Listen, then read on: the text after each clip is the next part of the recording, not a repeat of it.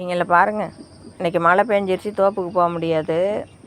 என்ன பண்ணுறதுன்னு யோசனையில் ரவுண்டு கட்டிகிட்டு இருக்கிறாங்க. எங்கே போகிறதுன்னு தெரியாமல். வீட்டில் இருந்து பழக்கம் இருந்தால் தானே. தோப்பு தோப்பு தோப்பு தோப்பு. நேற்று ஒரு சம்பவம் நடந்துச்சுங்க. எங்கள் தோப்பில் தேன் கூடுக்குது. மாமரத்துலேயும் இருக்குது, தென்னை மரத்துலேயும் இருக்குது. அது லிட்டர் கணக்கில் வரும் தேன். பெருசு பெருசாக இருக்குது. இதுக்கு முன்னாடியே நான் காமிச்சிருக்கிறேன். தேன் கூட அழிக்கிறதுக்கு வந்திருக்குறாங்க.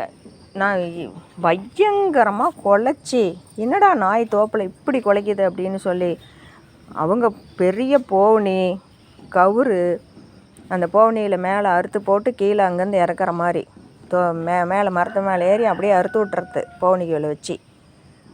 அப்படியே எல்லாம் எடுத்துகிட்டு எக்ஸ்பெரிமெண்ட்டோடு வந்துட்டாங்க. ஆனால் இவங்கள பார்த்து பயந்து நான் இங்கேருந்து வீட்டில் தூங்கிட்டு இருந்தவங்க மத்தியானம் நல்லா தூங்கி போயிட்டார் எங்கள் வீட்டுக்காரரு. அப்புறம் எந்திரிச்சு, நான் இவ்வளோ குலைக்காதுங்க, தோப்பில் ஏதோ பிரச்சனை, யாரோ வந்திருக்குறாங்க, அப்படியே உலகமே கேட்குற மாதிரி குலைக்கிறாங்க. அப்புறம் போய் பார்த்தா தேன் அழிக்கிறேன்னு சொல்லி வந்திருக்குறாங்க. ஏங்க தோப்பில் இருக்கிறவங்கள கேட்குறதில்ல, நாங்கள் அழிக்க மாட்டோம், எங்களுக்கெல்லாம் தேன் தேவைப்படாது. அப்புறம் அவங்கள திட்டி அனுப்பினோட்டி அப்புறம் கம்முன்னு இருக்கிறாங்க. அவங்க பாட்டுக்கு வராங்க. 3 பசங்க மரம் ஏறி தேன் அப்படியே அறுத்து விட்டு போனியில் பிடிச்சி எடுத்துகிட்டு போயிடுறது. 5 நிமிஷம் வேலை தான் அப்படின்னு சொல்லிட்டு வந்துட்டாங்க. ஆனால் இவங்க பரவாயில்ல, தோப்பில் பண்ண முடியல.